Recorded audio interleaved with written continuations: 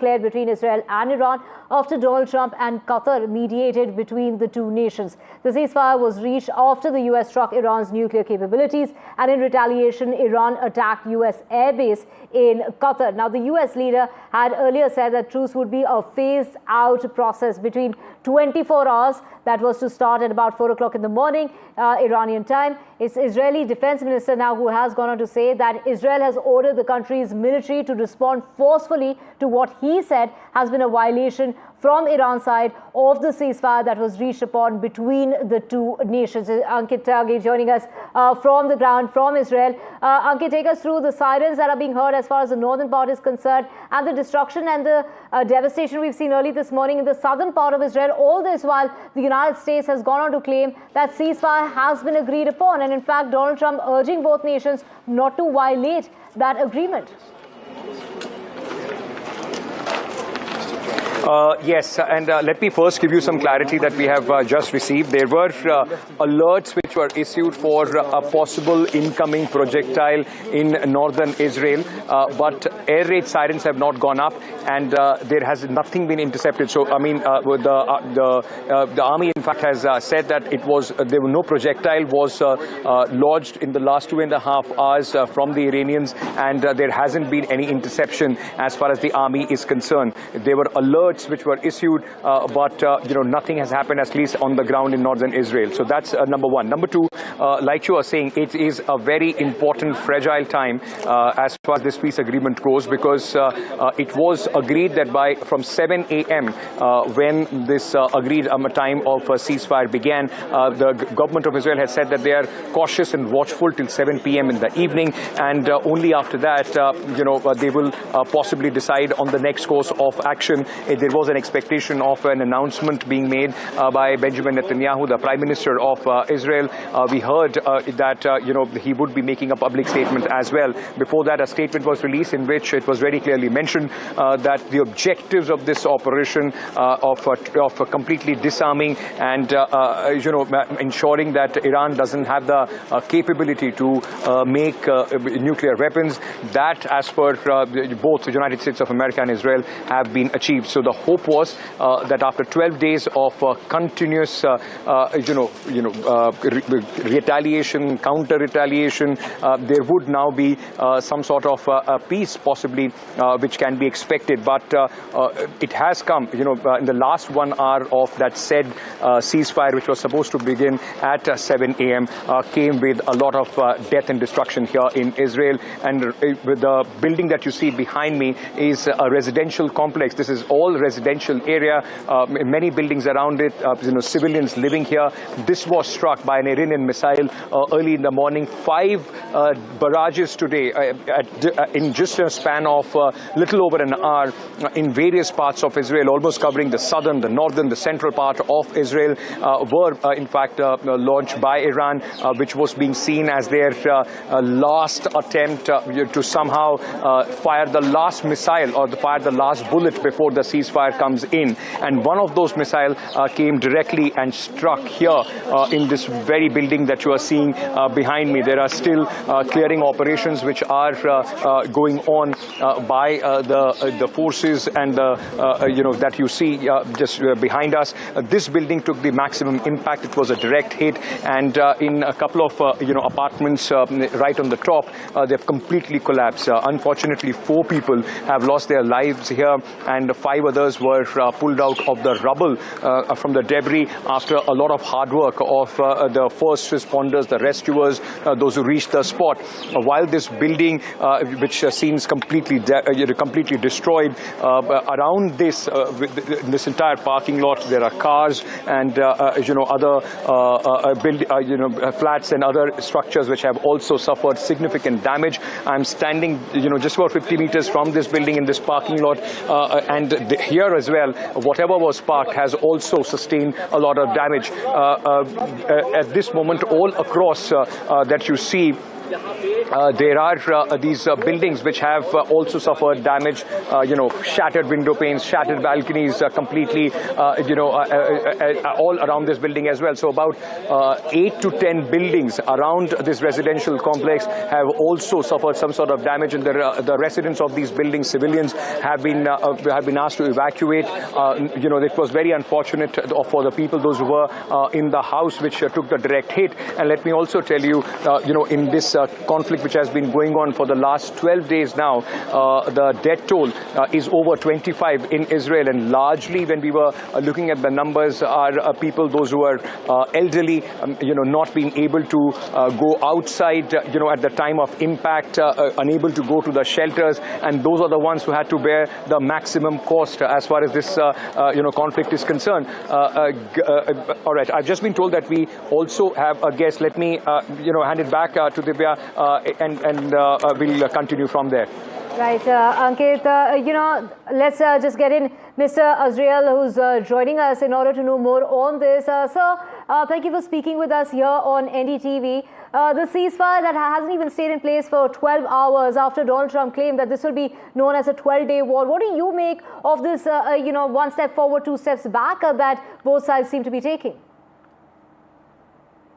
Yes, thank you for having me. Israel is, of course, very familiar with fragile ceasefires. We've seen several ceasefires, both with Gaza and with Lebanon, over this war that didn't last, and this time a very serious violation from Iran with these two missiles fired towards Israel some 3.5 hours since this ceasefire came into force at 7 a.m. This morning. We did see some launches right after 7 a.m. as well, but Israel was ready to contain these launches. However, 3.5 hours after the ceasefire, two missiles, there's nothing to be taken as a misunderstanding here. And that is why we are getting the very harsh responses from Israel, both from the Defense Minister Israel Katz, from the Chief of Staff Eyal Zamir, both vowing to respond forcefully in Tehran in response to this violation of the ceasefire. Look, after 12 days of hostilities between these two countries, there was hope that this ceasefire would last. That's certainly under the agreement, or we don't know the details of this agreement, but at least under the declaration of President Donald Trump. And we did see this morning, right before this rocket fire, an official announcement by the Israeli government saying that the goals of this operation, of this war, were achieved, eliminating Iran's nuclear capabilities, much of their ballistic missile program. However, we see that the ceasefire does not last. Two missiles that were fired just an hour ago, and Israel promises to respond. What we don't know, again, is what are the conditions of the ceasefire? What did Donald Trump promise Prime Minister Netanyahu when it comes to Iran redeveloping its nuclear program? Guy, if I can, if you can hear me at this moment, I'm standing right here in Be'er Sheva, where, of course, that unfortunate incident where the missile, this apartment took a direct hit and 4 people died. Like you are describing, just an hour back, we are also picking up the same 2 missiles were lodged over northern Israel, and though both of them have been intercepted, but the fact is now the IDF chief has come out and said that there will be a very, very strong retaliation to this provocation. Does this mean any hope of that ceasefire is now completely over, and we are once again in the escalatory ladder as far as the hostilities are concerned? I wouldn't hurry to bury this ceasefire. However, Israel, when it comes to explain this ceasefire to its citizens with this violation, has to show that it is responding to this very serious violation. I think that in order to resolve this, we will have to see another intervention by U.S. President Donald Trump, urging both sides to stop the hostilities. And you can expect him also to support the Israeli reaction to this violation. Having said all of that, Israel does want to see the end of this escalation. Israel says it has achieved all of its goals so far over those past 12 days. Israel does not want to see a long war of attrition with ongoing missile fire towards the Israeli economy that could really cripple its economy. So Israel will be looking for some sort of a peaceful solution to this, and yet has to show to the Israeli public that it is responding to this violation, and with great force. We will have to see what sort of reaction comes out of Tehran. You know, like you were also pointing out, and we have been seeing since morning as well, a lot of chatter where, opposition leaders and others, those who are saying that why was this ceasefire announced by United States? It should have been, clarity should have come from the government of Israel, from the Prime Minister's office. And also, is there a sense that possibly President of United States may have jumped the gun without getting into the finer details of the ceasefire agreement? He just went on and announced it hurriedly with, right now, little or zero impact on the real situation between Iran and Israel. Look, there are quotes coming out of the cabinet meeting last night of Prime Minister Benjamin Netanyahu telling his ministers the Iranian threat was a cancer, and cancer can always come back. He's perhaps suggesting to the fact that this agreement was reached with Trump about ending the hostilities, but it's not clear whether Israel is getting any guarantees about Iran rebuilding its nuclear program, its ballistic missile program, and I think above all, also the use of its proxies against Israel, as we saw throughout these 20 months of war, both with Hamas, with Hezbollah, with the Houthis, with militias in Iraq and in Syria. This is another threat that Israel has to deal with. It does not want to see a war of attrition, does not want to see more threats on Israel in the coming months. Yes, Israel has managed to make great achievements over this war, really eliminating the threat of Hamas almost completely. But we need to remember there are still 50 Israeli hostages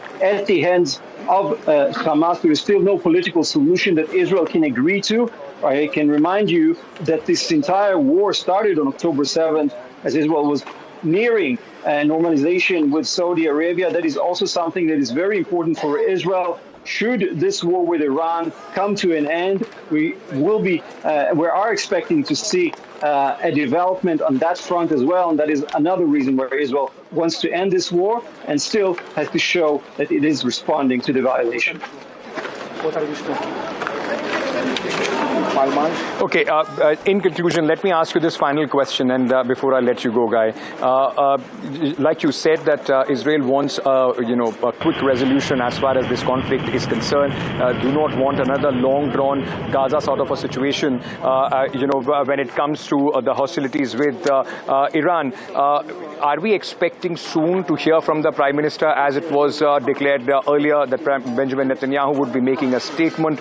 And with what has been happening in the last few hours, will he be under pressure at this moment not to come out and possibly announce, a ceasefire till the time there are certain assurances and guarantees that come in from the United States and Iran?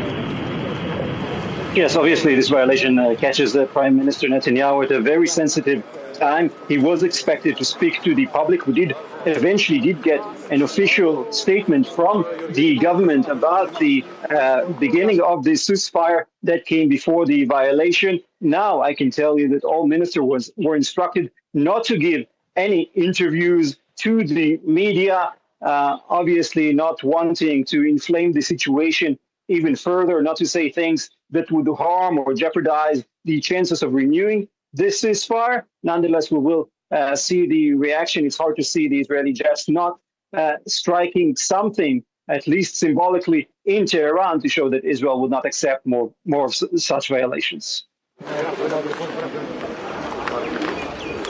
Guy, very quickly, before I let you go, let me also ask you this. Is there a sense that because United States, got involved and then wanted to get out of this situation, so it was not only just an off-ramp for Iran, what happened yesterday with their, attacks on the United States bases in Qatar and other places. Is there a sense in Israel that US also wanted to get this off-ramp, get off this situation, and that is why they hurried into this ceasefire announcement without possibly looking at the ground realities? Absolutely. Look, President Donald Trump announced that he is not looking to start new wars, and yet he found an opportunity in the fact that Iran prolonged the negotiations for a new nuclear deal with Israel's beginning this escalation, and eventually this was a good solution for Trump as well to just destroy those major nuclear facilities. Nonetheless, he wanted a quick end to this war that was a mutual interest of Israel and Iran at that stage, and that is and it does raise the question as to why Iran chose to fire those missiles, jeopardizing this ceasefire that it seems like all sides wanted right now. No, you're not. Guy, thank you so much for speaking to us here on NDTV. That's Guy Israel, who was he's a correspondent with I-24, speaking to us, trying to give us a sense of what is happening, as far as the political understanding of this crisis is concerned. But before I go across to Divya, once again, very quickly, let me tell you that at this moment, in fact, after the clearing of operation from this building, which took a direct hit, is being done, and this building behind me here in Be'er Sheva stands a testimony to the cost of war that has been inflicted on the people of Israel, and I'm sure the people of Iran, where retaliatory strikes from Israel has also taken place in the last 12 days of hostilities between both these regional powers. Divya, back to you. Right, Ankit, stay safe, because this really comes at a time when Iran is retaliating, and in fact Israel is warning, the defense minister is warning of a very forceful attack that might be coming Iran's way. Well, this really is something that we saw early this morning. Ankit reporting from that southern part of Israel, showing you the extent of damage. 7 lives have been lost in the fresh attack that took place earlier this morning, even though on the other side it was United States claiming that the ceasefire agreement has come into effect. Take a look at this report. Well, at this moment, we are coming to you live from this location which was hit in Be'er Sheva, a residential high-rise which was hit at 5 o'clock, 5:20 local time here. And look at the damage and the impact of that entire strike. What I can see behind me, an entire block of this building absolutely, damaged and devastated. It has come down.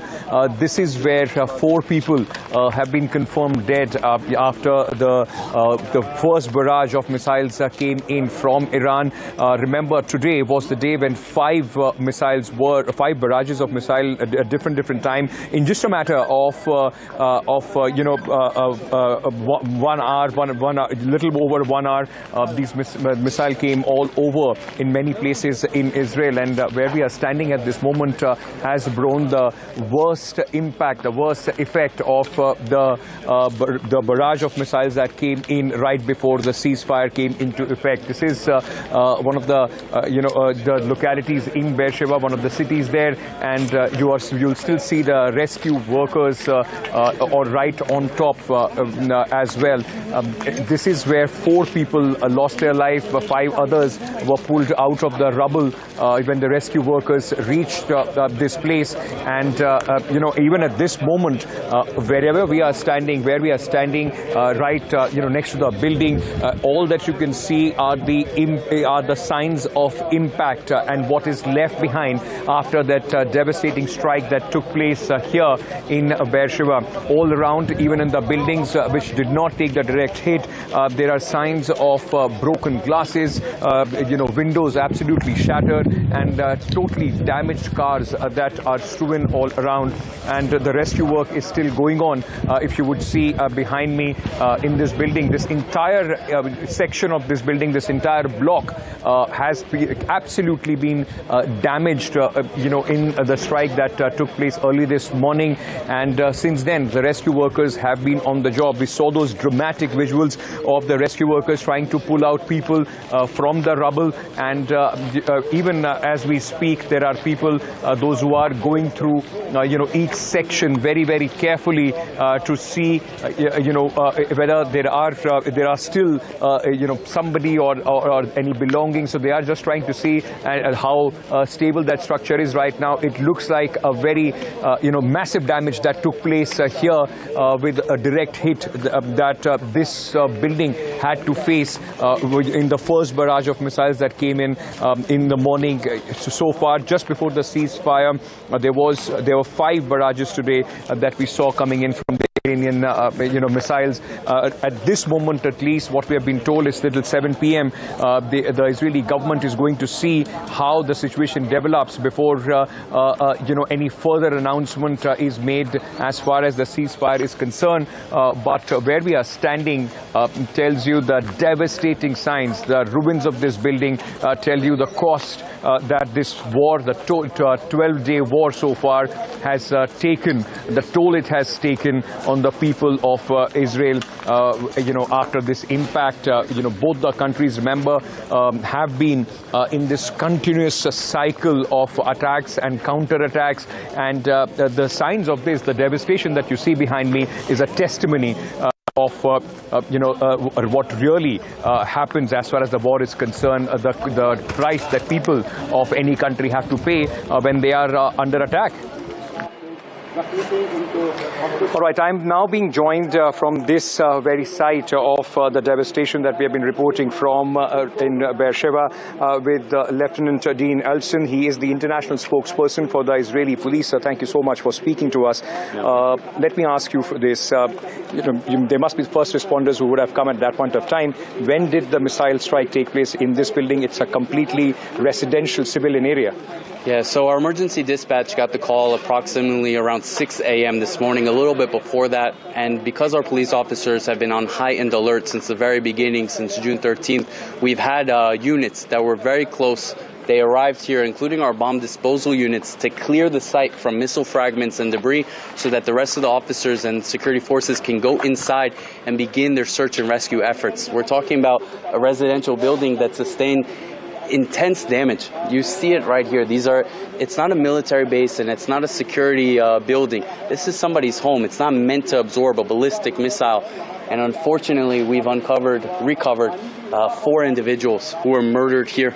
We have a number of casualties, and the search and rescue teams are still working at this time. You can see them up there on the top floors, still going room by room to try to remove the rubble that was once somebody's home and try to uncover the civilians that might be trapped underneath.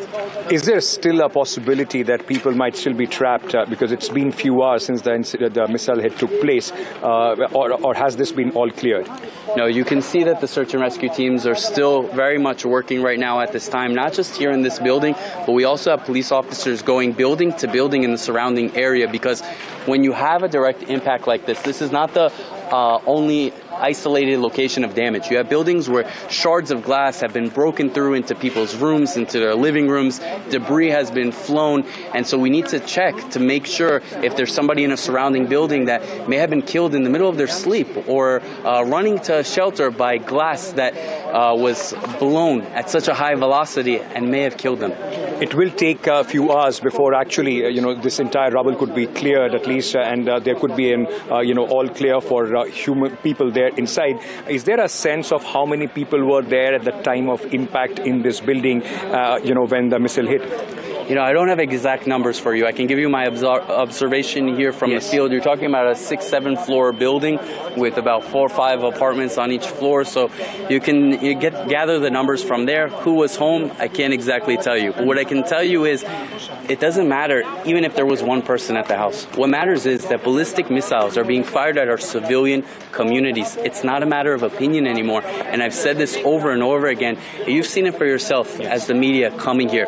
You see who's being targeted. Residential communities. Israel's war, and we've said it from the very beginning, it's not against civilians, but the Iranian regime is showing their true face of who they're targeting repeatedly. And I have to point out to all of your viewers and all of the viewers abroad listening, the Israeli nation is not made up only of Jews. We have people of all backgrounds here, of all nationalities and all religions. We have Indians here. We have Muslims and Christians, and they've all been targeted by these missiles. And that's why this fight, it's not just Israel's fight. It's the Iranian regime targeting all of humanity and Western ideology. You know, Be'er Sheva also saw strikes earlier as well. Hospital here was targeted a few days back. Is there a sense in the community, that why this city is being repeatedly targeted under the radar of the Iranian missiles? I can't speak to directly what the Iranian regime is trying to do. I can only again speak to the pattern that they're targeting civilian communities, and that's not limited to residential buildings like we're seeing right here. It's also hospitals. It's places of worship.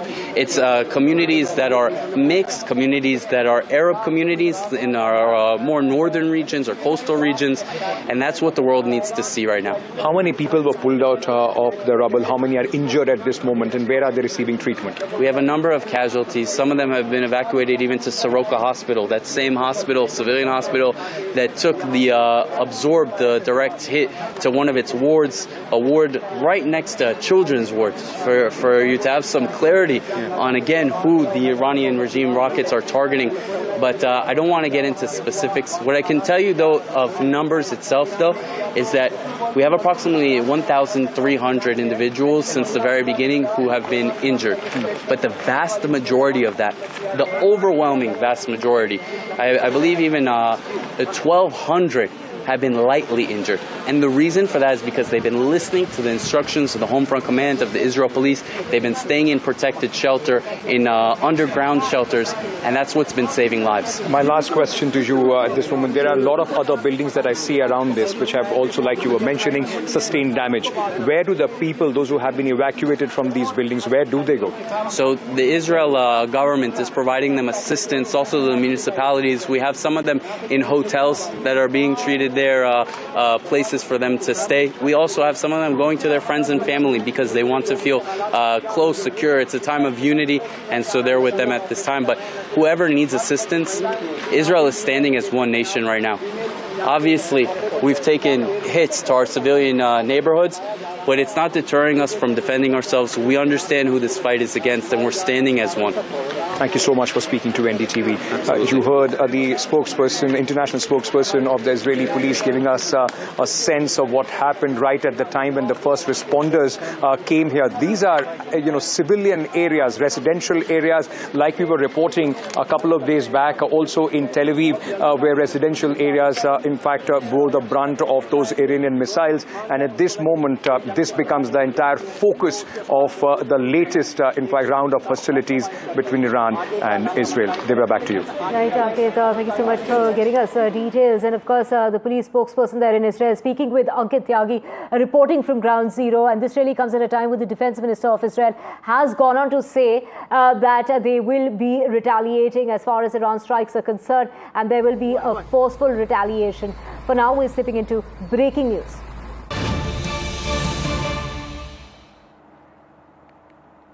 Let's get you breaking news coming in, and this is in regard to Air India flight crisis with passengers falling sick on that Air India flight that was bound for London. Dizzy and nauseous during the flight is the reports that are emerging in regard to this, and the aviation regulator has also been notified. My colleague Vishnu Som joining us to get us the very latest on this. Vishnu, yet another incident being reported involving an Air India flight. What caused this? Was it something they ate or drank on the flight, or poor oxygen supply in the aircraft could have caused this? Well, that's something that I've asked them, and they simply don't know at this stage. But I think it is a matter of serious concern, I would say, if you've got 7 people on board a flight, that also a long-haul flight, suddenly feeling unwell. This was a flight, I'm told, on the 23rd of this month, a flight between London Heathrow and Mumbai, a Boeing 777 aircraft. In fact, the same aircraft that you see on your screen over there. And according to Air India, 5 passengers and 2 crew members were feeling dizzy and nauseous during different phases of the flight. Now, they were treated, a few of them, after the aircraft landed, but ultimately they went away, they felt better. Now, whether it's a case of food poisoning or it has something to do with the cabin pressure is something that's being looked into. Now, Air India has informed the regulator, the Director General of Civil Aviation, about this. But certainly 7 people feeling sick on board a long-haul flight is a matter of concern. And that's something which Air India is looking at very closely. Right, again, putting a lot of concern as far as checks and balances are concerned before the takeoff of a flight, whether it's food, whether it's the cabin pressure, and of course, other checks involved. Is Air India carrying out its checks thoroughly is the big question here, Vishnu. Yeah, they'll be carrying out all sorts of checks. They'll be certainly looking at the aircraft as well. They'll be looking at the food. But at this stage, this remains a bit of a mystery. But again, if you've got 2 cabin crew members feeling nauseous on board a flight, feeling dizzy as well, then it raises all sorts of questions on, how exactly has this happened? Is this something to do with cabin pressure, which is maintained at a certain level on board all flights, or does this have to do with the food? And I think it's important that the airline or whoever is investigating this gets to the bottom of this, because the last thing that anybody needs is passengers falling sick on board a flight. 7 people on board, including 2 cabin crew members. These weren't pilots, they were cabin crew members, falling sick. It's not good news for any airline. Right, Vishnu, this really comes, on the heels of that plane crash as far as Air India is concerned. And we will keep coming back to you for more on this. With that, we're slipping into a very short break. Back with a whole lot more. Do stay with us.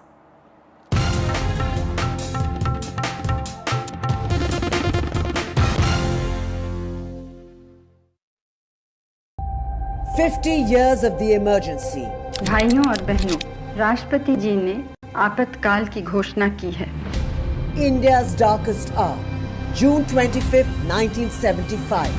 Lest we forget. The emergency, NDTV rewinds when democracy was suspended. लोकतंत्र का गला घोट दिया गया था। भारत के संविधान निर्माताओं की तपस्या को मिट्टी में मिलाने की कोशिश की गई। Indira Gandhi's assault on freedom.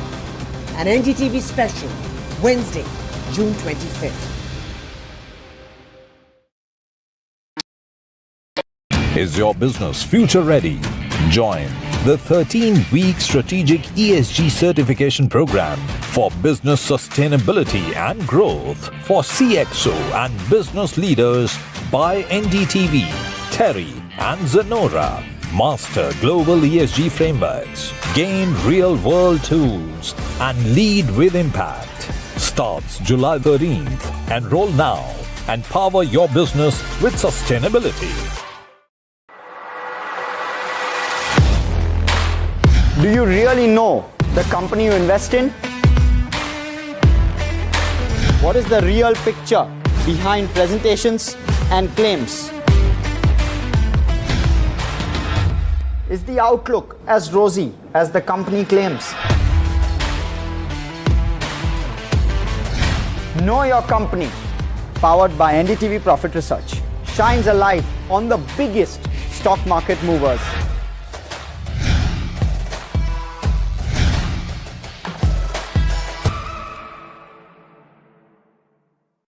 I've been reporting on all issues big and small from Andhra Pradesh, Telangana, rest of South India, bringing you all the action, all that you need to know, all that you want to know. The energy of Maximum City is infectious. I'm bringing that energy in our news coverage from financial capital Mumbai. Covering from the southernmost part of India over the last 23 years, I bring in-depth and 360-degree coverage from the Dravidian heartland. The land of Mishti, also known for its bitter politics. I have seen much water flow under the Howrah Bridge, covering Bengal in all its vivid colors. India's IT capital is always bustling, a city full of startups, stories and support.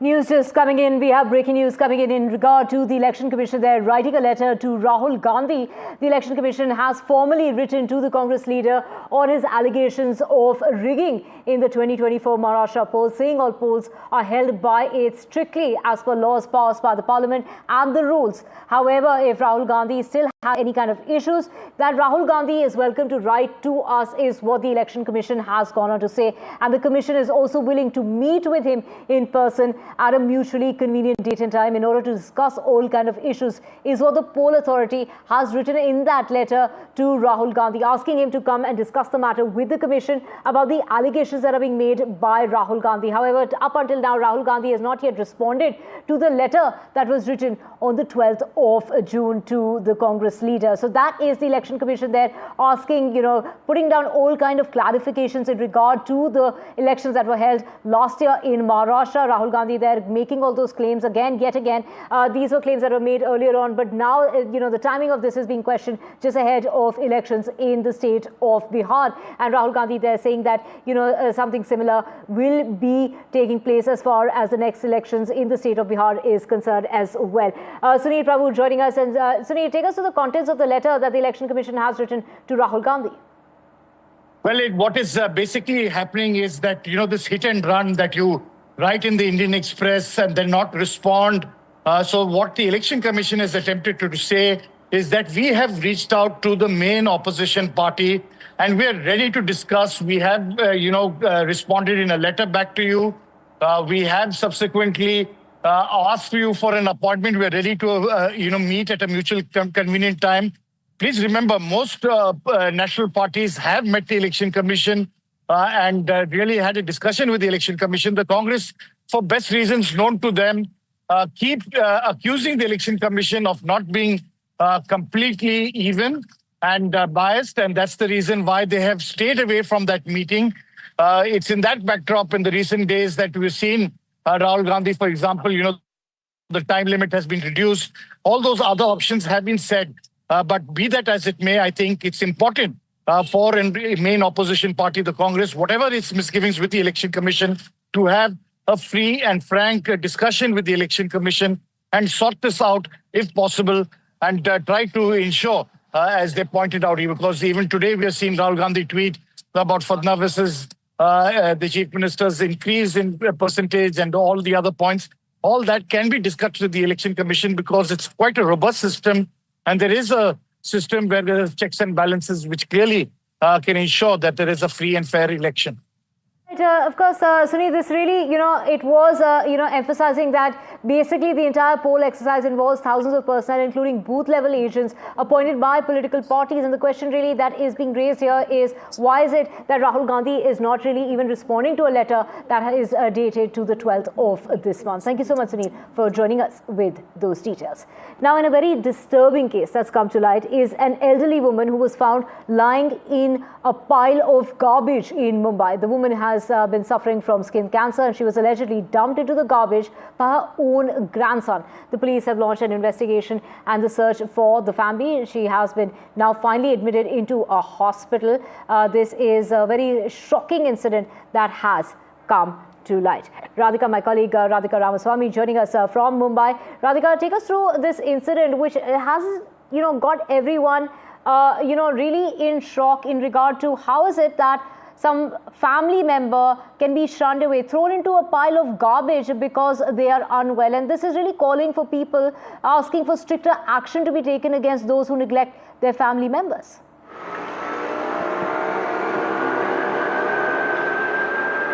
Absolutely. Strict action to be taken against those who neglect their family members is the echo, is the sentiment among people here. Very, very shocking incident from Mumbai. A 60-year-old woman was dumped in a pile of garbage in Goregaon East area. It was the locals who found her dumped there, after which police officials were informed. Police officials went to the spot, really rescued her, saved her from there, put her in a hospital. Later got to know that she was suffering from skin cancer. She had wounds all over her face. She was suffering, but despite her health, severe health complication and condition, she was dumped there. When asked, she said that it was her own grandson who literally dumped her there. So now the police is, of course, investigating what exactly transpired, what exactly happened, what were the issues as far as her family members are concerned. But as of now, all they have is her address where her family members are not present. So they're trying to ascertain whether what she said is true, whether it was indeed her family member who abandoned her, and also trying to ascertain who these people are. So yes, strict action will be taken and FIR will be lodged if it's found that it was indeed her family member who dumped her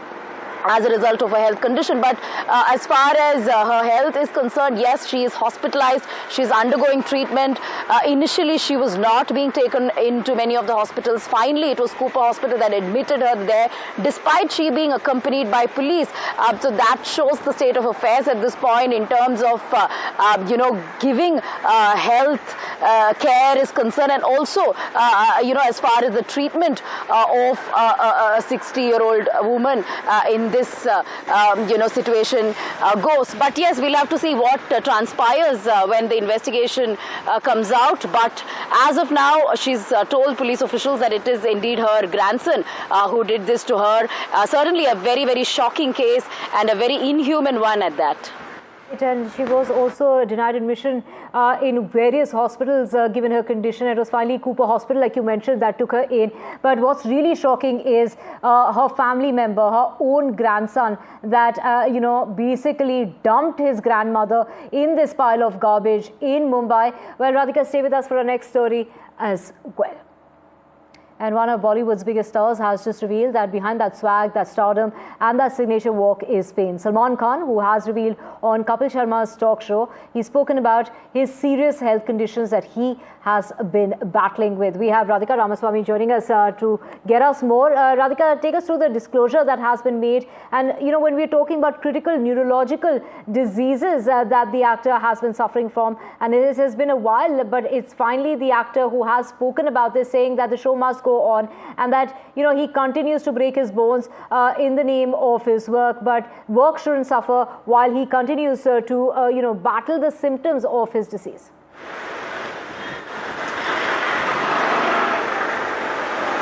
Absolutely, it is quite tragic. Salman Khan undergoing some serious health complications, something he's opened up about in that candid conversation in that particular television show. He's spoken about multiple issues that he's been dealing with, all of them neurological in nature, one of them being brain aneurysm, which is sort of bulge in the brain that leads to stroke and also other complications as well, and also shooting pain across his body as a result of these neurological complications. So he's opened up about that, also going on to say that he's taking care of his health. Perhaps these are stress-induced and lifestyle-induced as well, but we know that Salman Khan had been undergoing a lot of personal issues, personal crisis in terms of his close friend Baba Siddiqui dying, and of course the threats that had been issued to him, because of which he was under a lot of scrutiny and limelight. He was in fact given immense security over the last couple of years. He was issued threats allegedly by Lawrence Bishnoi gang. There were multiple cases, multiple people arrested in connection to those cases as well. So yes, perhaps it is stress-induced is what several of the doctors are saying, considering what he went through over the last few months. And now really he's taking care of his health. He's doing his regular exercise. Of course, he's been synonymous with the fitness and a healthy lifestyle. So that is something he's continuing to do. And therefore, he will be able to sort of come out of what he's going through health-wise, is something several of the experts and doctors have been saying. But certainly, very distressing news for Salman Khan fans, and he's of course been very open and vocal about the health conditions. And to know more, we have the special report that has been filed.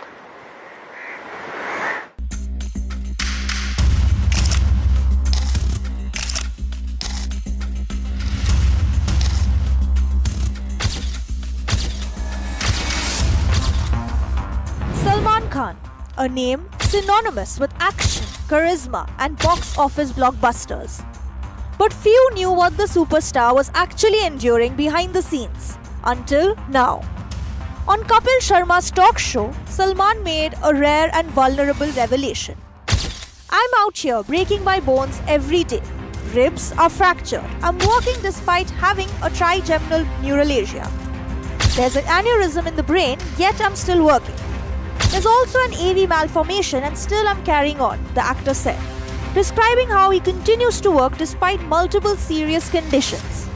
His words left fans stunned, especially the mention of a brain aneurysm, a condition that could turn critical without warning. So what exactly is a brain aneurysm?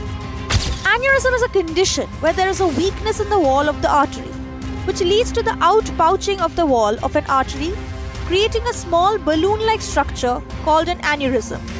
While brain aneurysms are relatively common, often discovered incidentally during imaging for other conditions, not all of them can rupture. However, when they do, the consequences are severe. One of the most alarming features of a ruptured aneurysm is the sudden intense headache, often described as the worst headache of one's life. Brain aneurysm is in news because of Salman Khan's admission that he's suffering from it. But what is brain aneurysm? Brain aneurysm is a condition which is caused by weakness in the wall of arteries that carry blood to the brain, leading to an outpouching or a balloon-like structure from those arteries. Because the wall of the artery is stretched, these aneurysms are prone to rupture, and they are the commonest cause of non-traumatic subarachnoid hemorrhage in the world. About 2 to 5% people in India suffer from brain aneurysms, but mostly unruptured aneurysms go undiagnosed. Salman also revealed he suffers from terminal neuralgia, a chronic pain condition affecting the nerve that carries sensation from the face to the brain. The pain is often described as stabbing electric shock-like jolts triggered even by mild activities like brushing or chewing. And if that wasn't enough, he also has an AV malformation, a rare abnormal tangle of blood vessels in the brain. Despite all this, Salman remains unstoppable, continuing his film shoots, hosting reality shows, and meeting fans. While fans often call him Bhai, this revelation shows the fight he carries within, not just on screen, but off it too. Bureau Report, NDTV.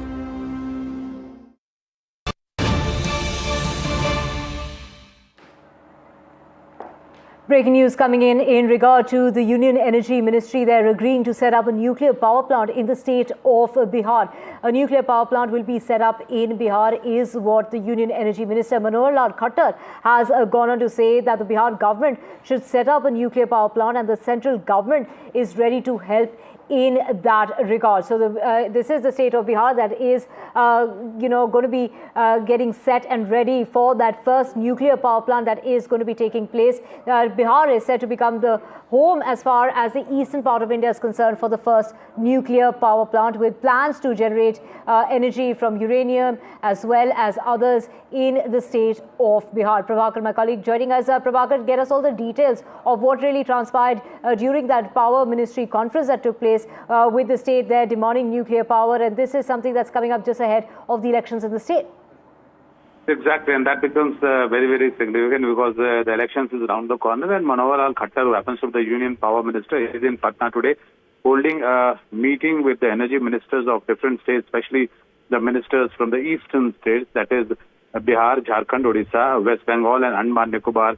So all the states, all these states have been represented by their power ministers and also the secretaries of power of various states, and there is a regional meeting of the power ministry which is going on at Patna as we speak, and the Bihar government had put up a proposal and rather demanded that the Bihar is facing a power crisis and it needs a nuclear power plant as far as the capacity of the power consumption state is concerned. And to that demand, the union minister agreed and said that the union government, especially the union power ministry, is all willing to help out Bihar in setting up a power plant, and he gave a consent in principle that Bihar would very soon have a nuclear power plant. The modalities of this has not been discussed yet. That would be discussed at a later stage. But in principle, the Union Power Ministry has agreed that Bihar would have a nuclear power plant as far as the setting of a new plant is concerned, and as to whether the center or the state, what is the proportion of the money which they would invest, these modalities would be discussed at a later stage. Those finer details will emerge at a later point in time. Thank you so much, Prabhakar, for getting us breaking news of nuclear power plant that has now been announced. This will be the first nuclear power plant as far as the eastern part of the country is concerned, and Bihar all set to get that first nuclear power plant.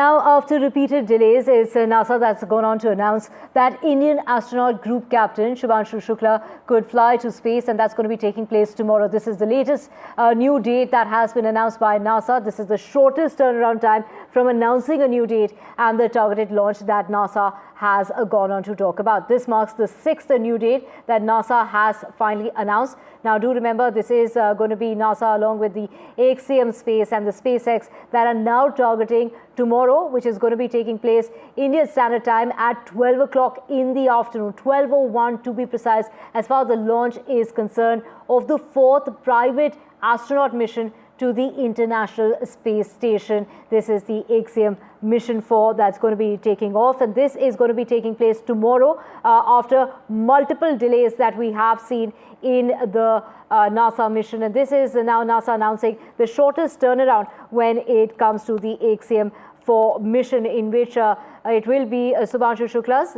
mission that's likely to take place tomorrow at precisely 12:01 p.m. from the Kennedy Space Center.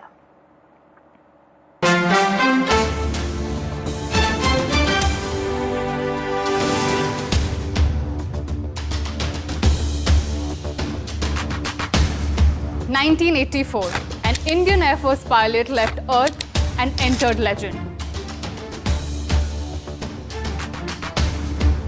Rakesh Sharma's flight into space wasn't just a mission, it was a movement.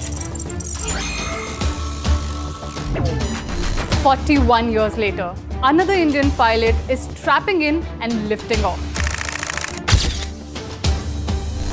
From Soyuz to SpaceX, from Sharma to Shukla, from nostalgia to next gen. He launched from the Baikonur Cosmodrome on 2nd April 1984 aboard Soyuz T-11.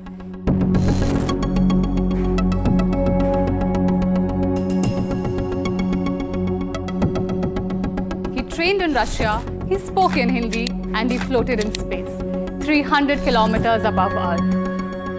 Wing Commander Rakesh Sharma became the first Indian in space and instantly a national hero. And then came that exchange which became a legend. ऊपर से भारत कैसा दिखता है आपको? जी मैं बगैर किसी झिझक के कह सकता हूँ कि सारे जहां से अच्छा।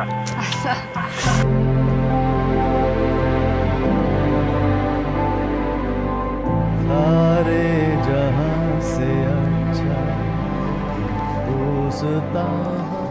That wasn't just an answer, it became India's space anthem. 41 years of waiting. India didn't stop exploring space. We launched rockets, we reached Mars, we built satellites. But for 41 years, no Indian returned to space. No one followed Sharma until now. Meet Shubhanshu Shukla, an IAF test pilot just like Sharma, fiercely trained, laser-focused, and now India's newest astronaut.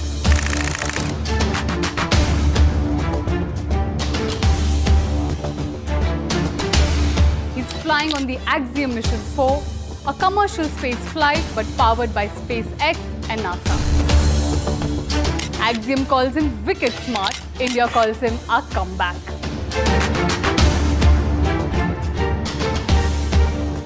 Let's compare the journey. Sharma flew on Soyuz manual systems, Russian commands. Shukla will fly on Crew Dragon touchscreen controls, AI-backed monitoring. In 1984, we had one astronaut and one mission. In 2025, we have one goal to become a space power.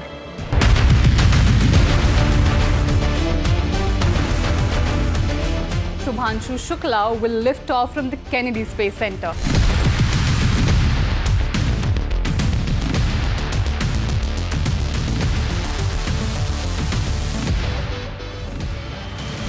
But for us, this is personal. He's not just flying to space, he's carrying the weight of 4 decades of waiting, the hope of 1.4 billion people, and the pride of a flying legacy.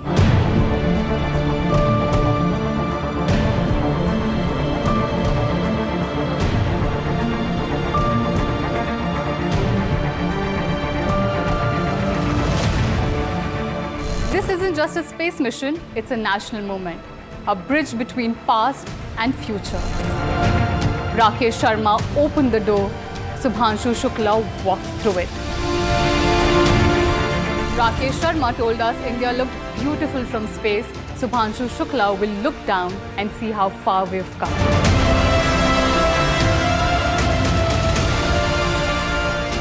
From Sare Jahan Se Acha to Sare Jahan Se Aage.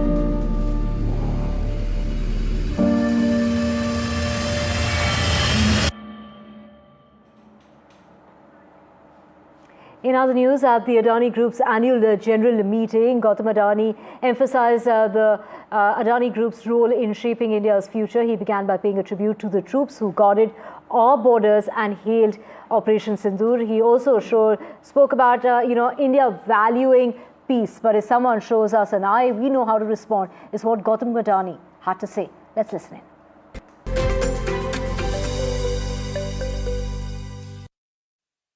I stand here today not as a chairman, but as a fellow citizen, humbled by the silent sacrifices of those who guard our borders, our families, and our dignity. This year, during Operation Sindoor, our brave men and women in uniform stood tall, not for fame, not for medals, but for duty. Their courage reminded us that peace is never free. It is earned. And that the freedom to dream, to build, and to lead stands firmly on the shoulder of those who protect. Gautam Adani there, healing Operation Sindoor. And with that, it's a wrap on this bulletin. My colleague Gauri Dwivedi will be here with the very latest on the other side. But for latest updates and breaking news, don't forget to subscribe to our NDTV YouTube channel as well.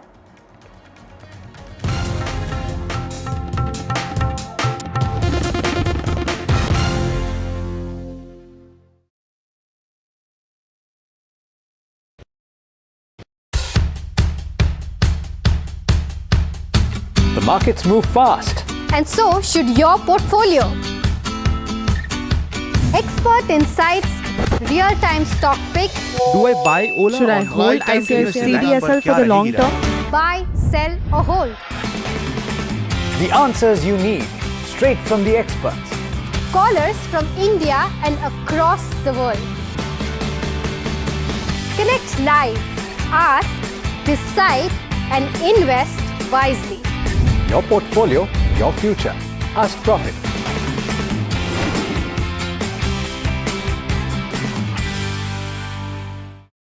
In today's interconnected world, India's voice is more crucial than ever.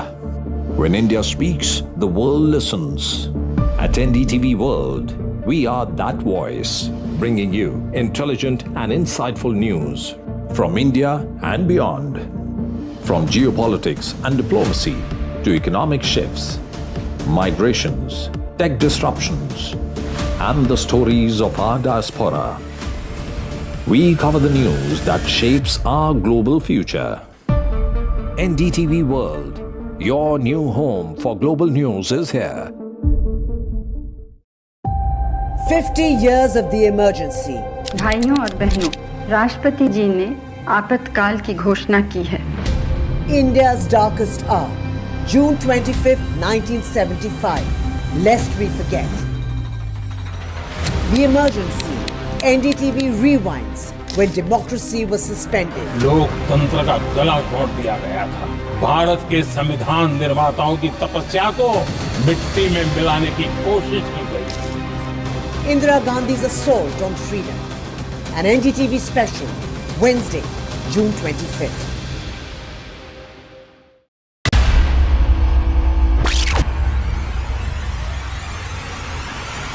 The last 1 month, if you see, the share prices of Denzol Engineering has fallen more than 58%. Why are the rating firms calling the debt payments as default? We have two credible credit rating agencies on March 4th coming and downgrading the stock to D. Statements are consistently being proven wrong, and transactions are being taken place which are different from what they were originally pictured to be.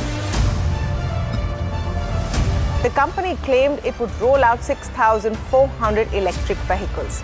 But what it has rolled out is a shocking scam. Funds meant for the project were funneled allegedly back to the promoters, the Jaggi brothers. What did the money buy? Not EVs, of course, but a lavish flat in Gurgaon's luxurious DLF Carmelias.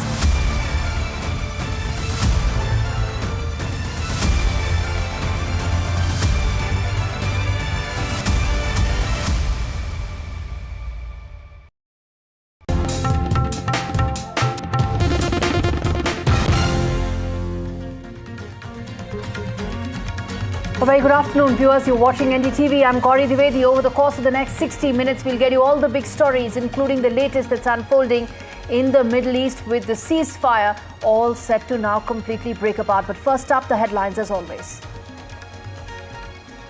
Israel accuses Iran of ceasefire violations. Israeli Defense Minister orders powerful strikes on Tehran. US President Donald Trump says the ceasefire between Iran and Israel is in effect and urges both nations not to violate the same.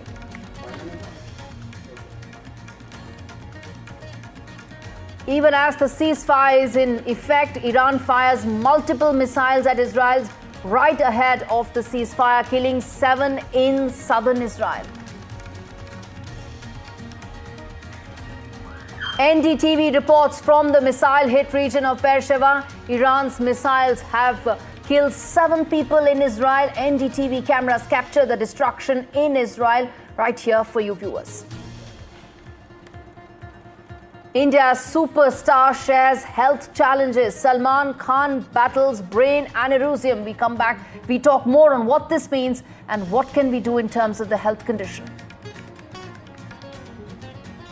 Group Captain Shubhanshu Shukla will head to space tomorrow. The 24-hour countdown begins for Axiom 4 mission.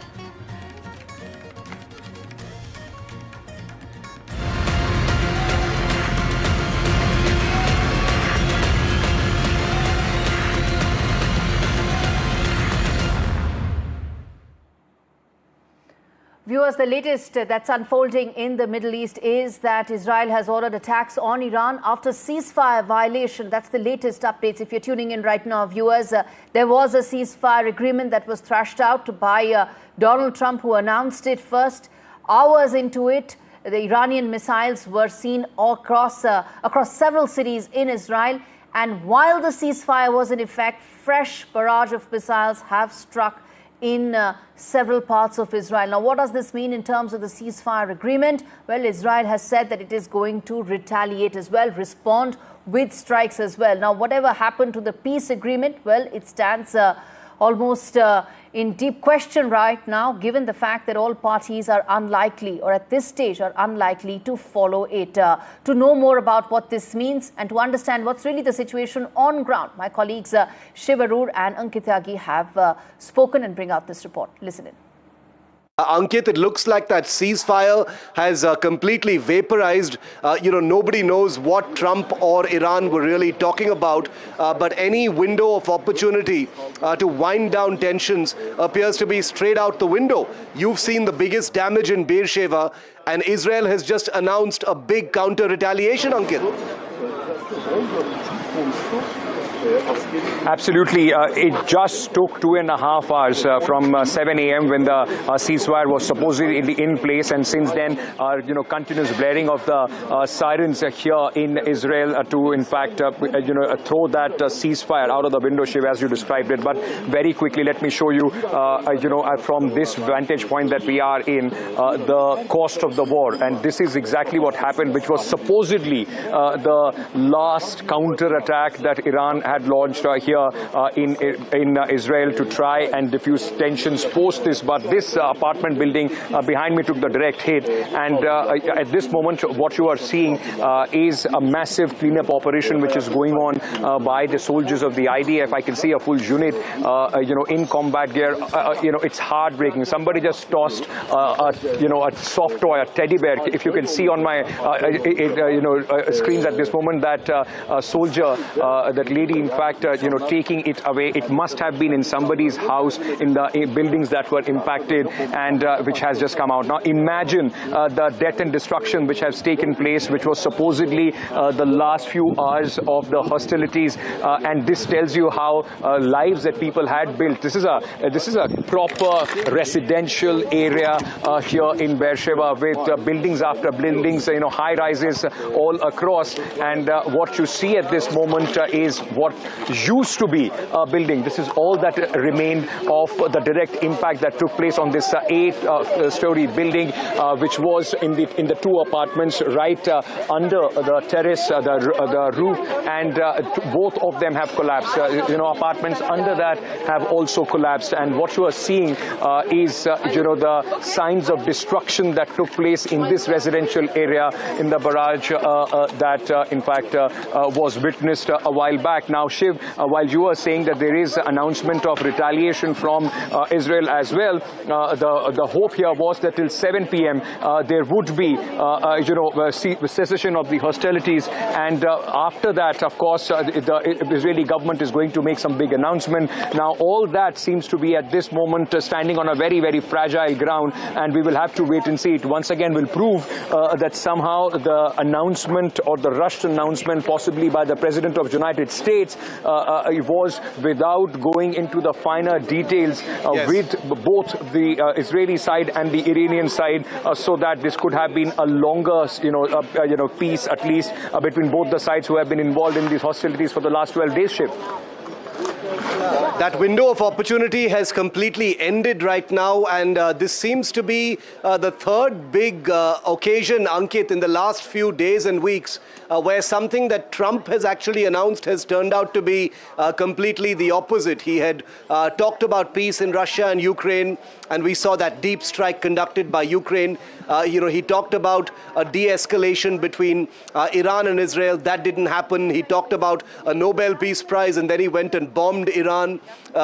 This doesn't seem to be a season of consistency as far as the American leadership is concerned. But the exchange between Iran and Israel at this point of time comes a day after an attack on a US base in Qatar. At least on that front, things have sort of wound down, Ankit. The Iran versus US element of this entire escalation, that appears to have stopped. There's no forward movement there. All the action is where you are. Absolutely, you are bang on. That it also looked like that this whole thing that happened yesterday, with multiple US bases coming under the fire from the Iranian missiles, which largely were in fact diffused and were neutralized by the air defenses, as Donald Trump said. It more or less was somewhat a show that was put up so that both Iran and United States actually could get an off-ramp of this crisis. They did not want to continue. Donald Trump knew that he's not going to get that sort of support in America if they actually have to put boots on grounds or have to be drawn in this conflict. Remember, he came to power this time saying that he's going to bring United States out of all the global conflicts that the United States is involved in. And then, of course, with bombing of those bases, nuclear bases and installations in Iran, it was absolutely the opposite that Mr. Trump has promised to his constituents. But it's after what happened yesterday, there was some sort of flimsy expectation that peace may in fact be ensued. And if that would have happened, Donald Trump would have in fact gone to the town saying that he has once again resolved another conflict, another crisis. But with what has happened this morning, and what continues to happen now, because in northern Israel there have been sirens which have gone on again, and as you are reporting that the Israeli army, the IDF, has already said that they are engaging in counter-retaliation in retaliation of these attacks from Iran. It seems that the opportunity and this little glimmer of hope has completely now been thrown, or at least is buried under the rubble of where I'm standing, Shiv, where you are seeing these visuals of destruction and death which has come in from Israel at this moment, where a massive operation from the rescuers is still on, which it will tell you that that 7 p.m. deadline, not only that deadline now stands on its head. We now don't know the current session, the current round of hostilities, for how long will it go on, because it has already been 12 days. And if this continues, if Israel retaliates, then of course we can expect retaliation from the Iranian side as well. It's the domestic audience for which at this moment the entire play of war is going on. Where is the full stop is something that is anybody's guess. Ankit, I'm going to ask you one more question, and then I'm going to urge you to move your position, because I know it isn't safe. There are rescue and relief operations happening, but your safety is paramount. So we're going to ask you to move as much as possible. But a very quick final question before I let you go, Ankit, is this. You are in Israel at a time when Iranian missiles are landing at locations right behind you. That's number one. Number two, Israel is about to retaliate, and therefore this is a country that you're reporting from that is on the highest state of military alert at this point of time. Air bases, military bases, drone bases, which are not very far from where you are in Be'er Sheva, will also be on a very high state of alert. But most importantly, like you said, the death toll in Israel as a result of these Iranian strikes is something that has never actually been seen before. Iranian attacks with missiles and drones have usually targeted areas that are not population centers. This time they have specifically targeted population centers, and that's why things are different. And that's why what you're seeing on the ground hasn't been seen for many, many decades, Ankit. Absolutely. This time, there have been, while you were speaking about this, I just went back to a day before where in Tel Aviv, there was, we showed you the shopping center and the residential area where the attack took place. And I spoke to one person who was taking the stuff out from his daughter's residence, which was impacted. And this is exactly what he said. He said, we are ready to pay the price in terms of the buildings. They can be rebuilt. But if lives are lost, this is not something that the Israelis are ready to stand by with. And that is exactly what has happened this morning.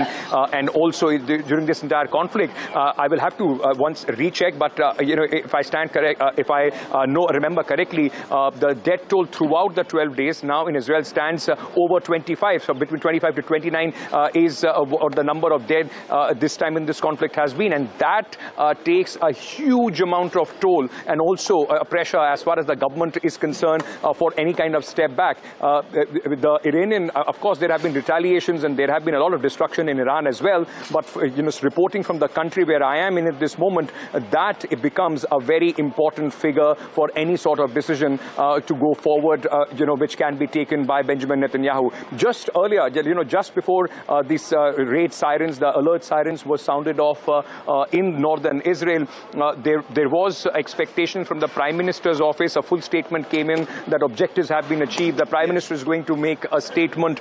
He will speak to the people of Israel. Now that seems he would be in a very, very difficult position if even he was thinking of coming out and announcing some sort of ceasefire with what has happened, Shiv. Ankit, a small final question before I let you go. The people that you're speaking to, the rescue staff, the first responders who are there in all of those places right now, military reservists that you're seeing, come out of vacation or wherever they are to serve their country. That is one thing you're seeing everywhere in Israel. I notice it's there in almost every frame that you're sending us as well. This is clearly a country that is in its highest state of alert, where citizens are pitching in as well. I can tell you one thing, and this was my first time in Israel, and that too under the most trying circumstances. I have never seen any other place where people are so prepared for a situation like this. Nobody wants a war, but like we go since morning, 4 times we had to run to the bomb shelters, and within moments, as soon as the raid siren goes off, people are back doing what they are. Every location of impact that I have been to, apart from, of course, the government agencies, the reservists, the forces, and everybody else, there are a group of volunteers that you will see set up tents, helping people, giving them directions, helping them clean out their houses or whatever is left of their houses. So it is a country which has seen conflicts after conflicts, and the result of that, of course, is yes, there is tension, yes, there is fear, but it more or less has become part of life, and that is why they are not worried, in a sense, with the kind of impact that it is taking. The only question was that people are extremely serious about the death toll. Once the numbers of the dead start coming in, that's where the pressure starts building in. The buildings being damaged largely don't have the same impact. So this is, at the country at the highest state of alert, and where the people were possibly today hoping that this is going to result in some sort of de-escalation with what has happened now. And like you are pointing out, IDF is preparing for some sort of retaliation towards Iran. That window for the people, those who are hoping that it is not going to be a long-drawn Gaza type of situation, that very little glimmer of hope seems to be completely under the rubble of this building that I'm standing here. Ankit, amidst all this unfolding chaos, you're doing a terrific job. Stay safe. We will keep coming back to you. Be'er Sheva is the epicenter of the most amount of destruction that is taking place today. Ankit, as always, the first and only reporter on ground bringing you that, and will continue to bring you a factual look on NDTV's cameras of this riveting, suspenseful and unfolding story between Iran and Israel. Iran, remember, has announced a powerful strike on Tehran, the capital of Iran. When that's going to happen, we will let you know. This is a live story that we're tracking right now in real time. There have been 4 alerts which have been sounded off here. In fact, what we can confirm is that one missile did hit a residential building in Be'er Sheva. As I speak, you can hear the air raid sirens going in. So I will have to make my way out and see if we can find us a safe place. This is the announcement being made. Listen into it.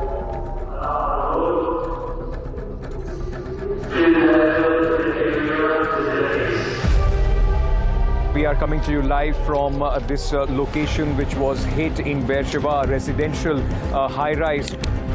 Ruins of this building tell you the cost that this war, the 12-day war so far, has taken.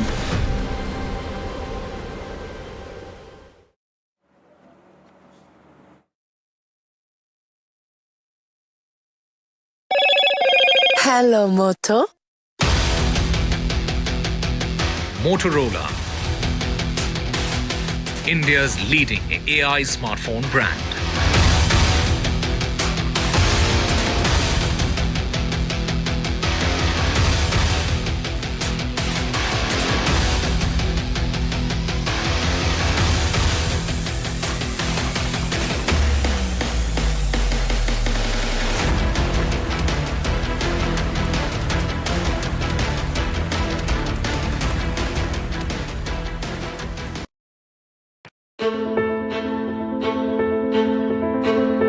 News is not just headlines, it is what impacts you.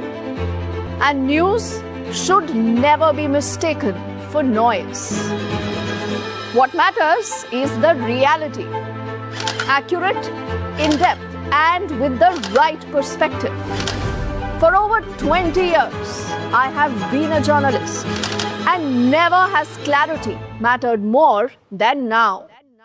At Newsnight, we go beyond the surface. We dissect the details, challenge the narratives, and bring you the unparalleled clarity you deserve in a world clouded by misinformation. We are bold, we are direct. Newsnight, for the news in your interest. Only on NDTV 24/7. If it matters to you, if it matters to you, if it matters to you, it matters to India, it matters to India, and it matters to me, and it matters to me. India Matters with Shivaru, only on NDTV 24/7. How often have you turned away from debates that descend into endless fights? We bring you a show where every question is answered, where every debate finds its resolution, where every story finds its conclusion, where opinions collide but facts prevail, where stories unfold with insights and trust. When the noise ends, the last word begins.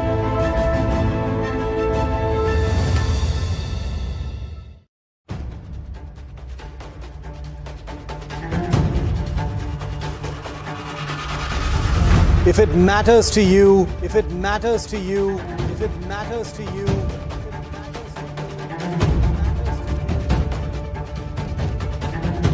it matters to India, it matters to India, it matters to India, and it matters to me, and it matters to me.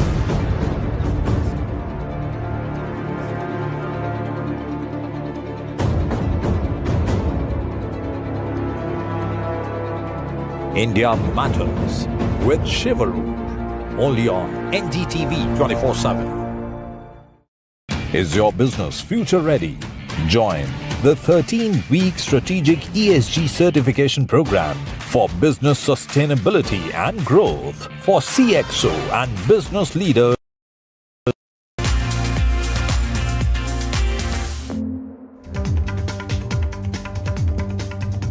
We are talking about the Leeds test. The test match is on the edge. India has set up a very, very thrilling final day. England needs only 350 runs to win this game, whereas India needs 10 wickets. Will baseball be at play? What is the ground going to look like? Because what we understand is that England has used a heavy roller and they will be tempted to go the baseball way.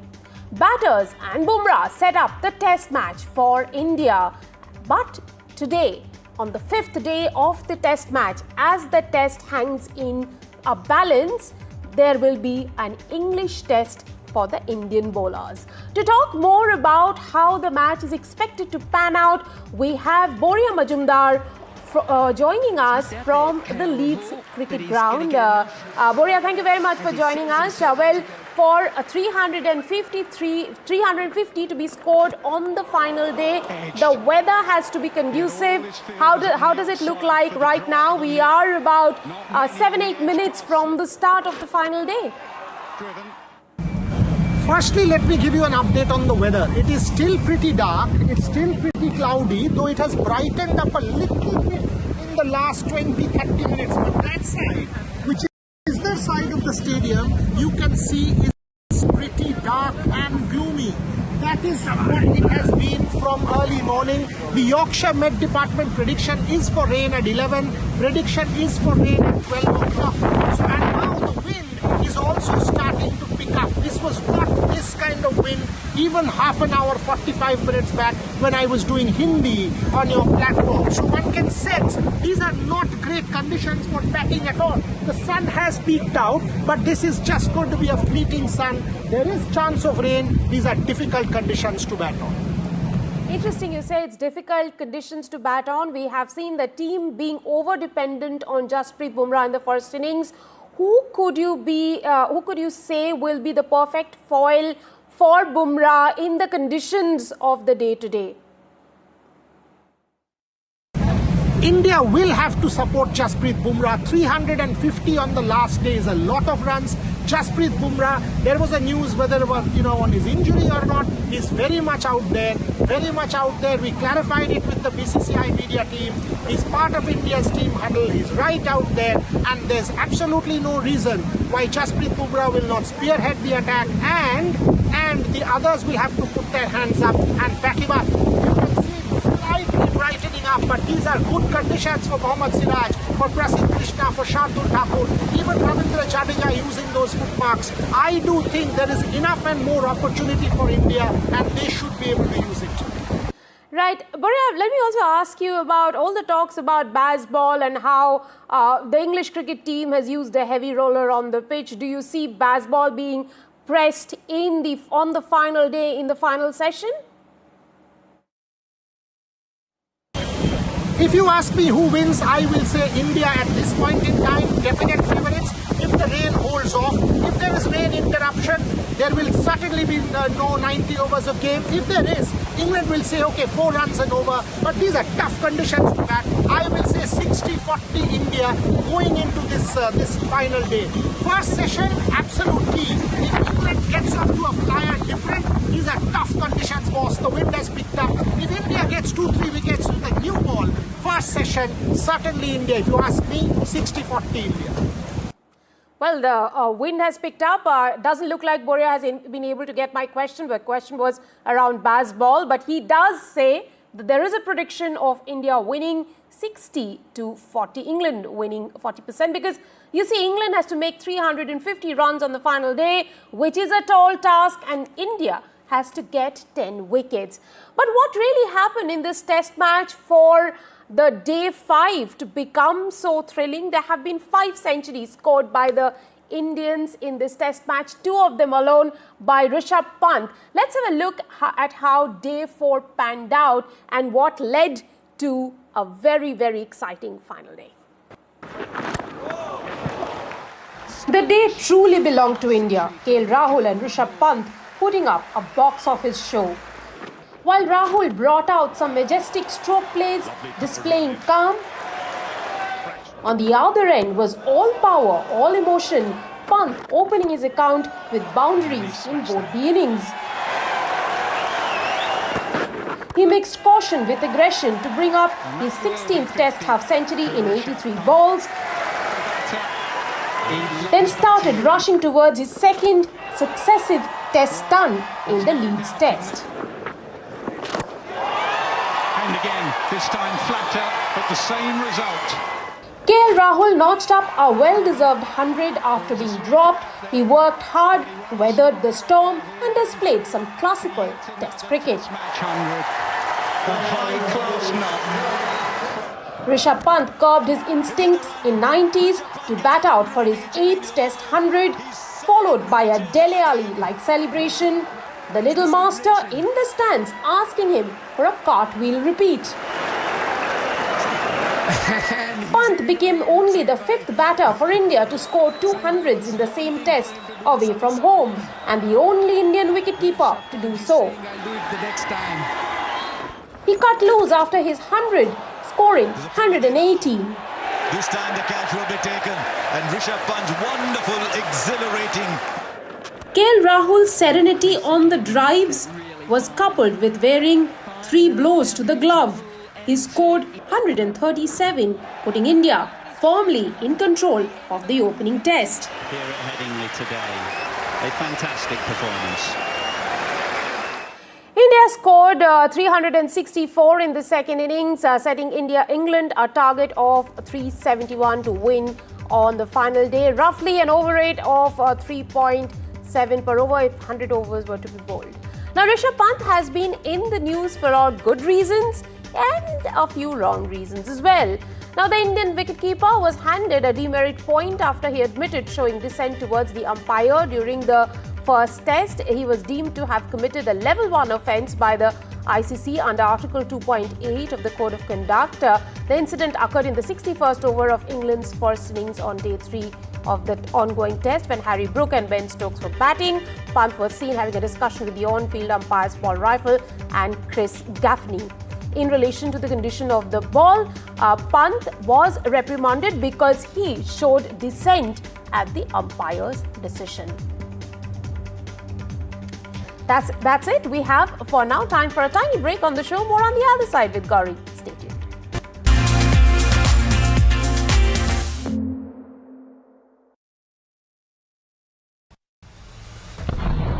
There have been 4 alerts which have been sounded off here. In fact, what we can confirm is that one missile did hit a residential building in Be'er Sheva. As I speak, you can hear the air raid sirens going in. So I will have to make my way up and see if we can find us a safe place.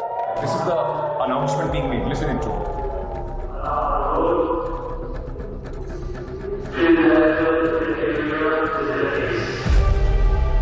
We are coming to you live from this location which was hit in Be'er Sheva, a residential high-rise. Ruins of this building tell you the cost that this war, the 12-day war so far, has taken.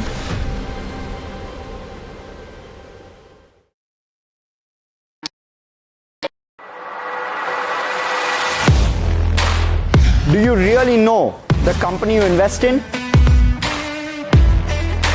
What is the real picture behind presentations and claims? Is the outlook as rosy as the company claims?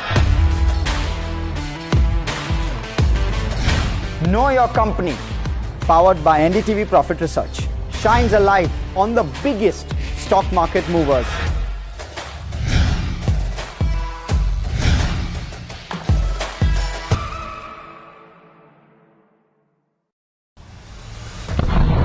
There have been 4 alerts which have been sounded off here. In fact, what we can confirm is that one missile did hit a residential building in Be'er Sheva. As I speak, you can hear the air raid sirens going in. So I will have to make my way up and see if we can find us a safe place. This is the announcement being made. Listen into it.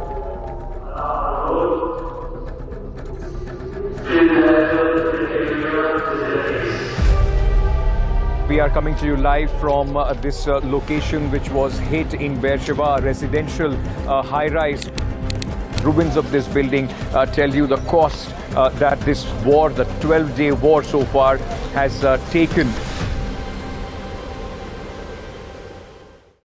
I've been reporting on all issues big and small from Andhra Pradesh, Telangana, rest of South India, bringing you all the action, all that you need to know, all that you want to know. The energy of maximum city is infectious. I'm bringing that energy in our news coverage from financial capital Mumbai. Covering from the southernmost part of India over the last 23 years, I bring in-depth and 360-degree coverage from the Dravidian heartland. The land of Mishti, also known for its bitter politics. I have seen much water flow under the Howrah Bridge, covering Bengal in all its vivid colors. India's IT capital is always bustling, a city full of startups, stories and surprises. And I keep you ahead on all the Bengaluru buzz.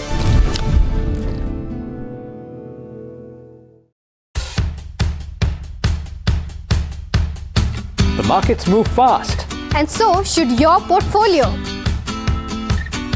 Expert insights, real-time stock picks. Do I buy Ola? Should I hold CDSL for the long term? Buy, sell or hold. The answers you need, straight from the experts. Callers from India and across the world. Connect live, ask, decide and invest wisely. Your portfolio, your future. Ask Profit.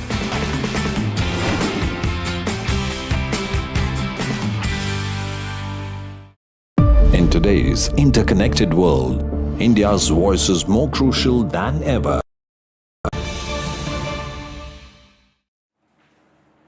Breaking news coming in on the broadcast, turning attention to the latest that's happening in Karnataka, where there seems to be rumbles in the Karnataka Congress unit. It's the third MLA that's speaking out in 5 days. It seems that several MLAs are now hinting at a change of guard in Karnataka Congress. And could that be DK Shivakumar taking over from Chief Minister Siddaramaiah? What is this about the the reasons why more and more MLAs are now speaking out against Siddaramaiah, and could that really happen? Well, this has started, this entire issue has in fact been started with Congress MLA Basavaraju Shivaganga. Let's play out that soundbite for you and then we come back and talk more on that. ಹಣೆ ಬರೆದಾಗ ಏನು ಬರೆದಿದೆ ಗೊತ್ತಿಲ್ಲ. ಅವ್ರು December ನಂತರ ಮಾತಾಡೋದು ಉಳ್ಕಿದ್ದೆಲ್ಲ ಅದಾಗಲಿ. First ನಮ್ಮ ಸಾಹೇಬ್ರು ಆಗ್ಬಿಟ್ರೆ ನಾನು ಅದಂಗೆ ಡಿಸೆಂಬರ್ ನಂತರ ಮಾತಾಡ್ತೀನಿ. All right, let's get in Deepak Bopanna to tell us more about this. Deepak, more and more MLAs are now coming out and speaking out against Chief Minister Siddaramaiah. At least they want a regime change here. What's the buzz really like, and what's the reason for this clamour? Well, Basavaraj Shivaganga, he is of course an MLA, comes from Davangere district. He's a very close confidant, somebody who's openly shown his support towards DK Shivakumar becoming a chief minister, not once or twice but multiple times. And today as well, he was reacting to multiple issues, and when asked about his prospects of becoming a minister and the change in guard, he again suggests that in December there is going to be a change of guard. In the past as well, he's made a similar statement like this. This time, once again, he's saying that all our answers will be given in December, and if my boss becomes the chief minister, he then says that it is as if he himself becomes a chief minister. So quite an interesting statement coming in at a time when the Congress is dealing with multiple internal issues, especially several MLAs pointing out at lack of funds, MLAs pointing out at corruption within their own system, and now here you have an MLA talking about a regime change, or at least hinting at it.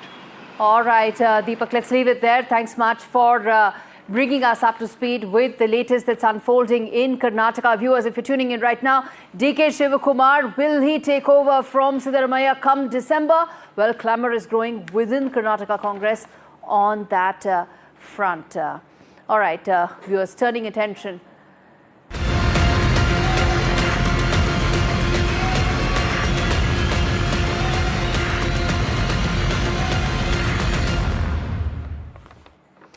All right, viewers, we now once again come back and focus on the Iran-Israel conflict. And while we do, role of Donald Trump, his political capital, has it actually seen an increase, or has he been impacted by the last fortnight developments? So let's put that out, viewers. The question that we are asking is that, is he really come out as a genius in this, or he's actually come out as a joker? And we're going to put out several instances where there's been questionable reasons for us to doubt why he actually made those decisions. First and foremost, you're putting that out both for you to understand, and you can, of course, be a better judge of how and why Donald Trump actually made those decisions. First up, he actually teased peace, and then he spoke and launched the stealth bombers over Iran. He went on and spoke about how peace needs to be given a chance when it comes to negotiations with Iran, and then came the B-2 stealth bombers. Now, that's many believe something that lacks the gravitas that the president of US should be taking decisions with. But the other flip side to that is he actually executed the most precise B-2 strike in decades, all in a matter of a single night. That probably would not have been possible had he not come about playing with several of these antics. Let's move ahead. The other instance where one may doubt whether it was conduct that could have been better, or was he just trying to come out with outcomes that proved that he was a genius. Second such instance, he called Pakistan a peace partner after Operation Sindoor. We all know the bad optics that were at play. In fact, many in Washington questioned why Donald Trump actually came out looking the way he did, because he made comments regarding Pakistan when everyone knew that it was Pakistan-sponsored terrorism that started Operation Sindoor. But the flip side to it is he actually used Pakistan's cooperation to fly the bombers into Iranian skies. The lunch that he had with Asim Munir was about ensuring that US can use Pakistani air bases and to fly the bombers into Iranian skies. Next, the other instance where Trump actually flirted with a Nobel Peace Prize even as global tensions exploded. He's been talking at length about how he's the only one who deserves a Nobel Peace Prize, and he's not really been given one at a time when globally tensions have been rising. But the other side to it is a lot of his supporters feel that he actually played that Nobel card to lull the adversaries before he ordered that Operation Midnight Hammer. So his supporters feel, and that's not just the MAGA brigade. Several of Donald Trump's confidants feel that because the president spoke about the Nobel Peace Card and it derailed several of the adversaries, he could actually execute a near-perfect Operation Midnight Hammer. And the last thing is that he sent decoy B-2 bombers over the Pacific as a big media spectacle. And in fact, Pete Hegseth also spoke about it along with the Joint Chief of Staff, how this was actually a decoy because the real bombers were being sent eastward to Iran on the 36-hour bombing mission. Again, perfect mission, which happened because a lot of military experts also feel because of the decoy that Donald Trump actually put in place. Not all of it could be only him, but yes, this is the president's political capital that gets a boost. The last such instance where you can see which way do you want to really side with, whether you feel that Donald Trump triggered a global chaos. So with a very questionable diplomatic preparation, he seemed very underprepared. There was no clarity about what will the ceasefire framework really look like. He just announced it on his Truth Social handle the way he does all along. But the other side is what his supporters, his confidants, and the Trump administration feels is that this has allowed the Trump administration to rewrite the entire Middle East strategic map without actually losing a single American life. And may I add, the first time that America actually has been able to walk out of a Middle East crisis in less than a fortnight. All of President Trump's predecessors went into the Middle East thinking it's going to be weeks and months, and it took years and in fact decades. So that is the other side to it. So one can decide whether what President Trump's decisions were actually he could have done it much better, or this was actually political genius that was coming out in true Trump style. Now on that note, viewers, I want to also now tell you about the fresh visuals that are coming in of American operation, that is the Operation Midnight Hammer. On your screens are the latest visuals that are coming in of the B-2 bombers and the entire strike. There you can see those majestic visuals. Let's get in Shivarur, my colleague, to tell us more about these mean, beautiful machines that Shiv knows more about. And Shiv, these visuals essentially tell the story. Go ahead, tell us more about the first set of visuals that have come about the entire journey. Go ahead. Now, I really wish that these images also showed the actual terminal phase of Operation Midnight Hammer, but these are evocative, enigmatic, and in one sense really terrifying images of the B-2 Spirit stealth bombers leaving their base right before Operation Midnight Hammer. So these are the first official images released by the US Department of Defense of the exact aircraft that participated in the bombing of those 3 nuclear facilities in Iran. The images are not only the first images of the aircraft that conducted the bombing, they also include images of the aircraft that flew in the other direction, westward over the Pacific, in order to create a deflection or a diversion to actually ensure that the bombing package, the ones that flew eastward towards Iran on that 36-hour epic flight, were able to do their job, while the world's attention was on this other spectacle of the B-2s flying westward over the Pacific. So incredible images of these monstrous aircraft which are completely invisible in the air. The information that's been put out by the Department of Defense also suggests that this was a completely successful mission. These aircraft, these silent sentinels of the Whiteman Air Force Base in Missouri, is something to remember, because according to official information that's come out from Pete Hegseth, the Secretary of Defense, is that not a single weapon was fired. There was absolutely not a single detection of these aircraft, and these aircraft are by no means new. Salman Khan, and therefore he's spoken about the health conditions. But yes, what he's also said in that interview is that he is taking care of his health. He's been, of course, an active person, somebody who's synonymous with fitness and healthy lifestyle. So that is something that he continues to maintain, as far as his health is concerned, ensuring that he does his yoga, meditation, exercise on a regular basis, and that he does it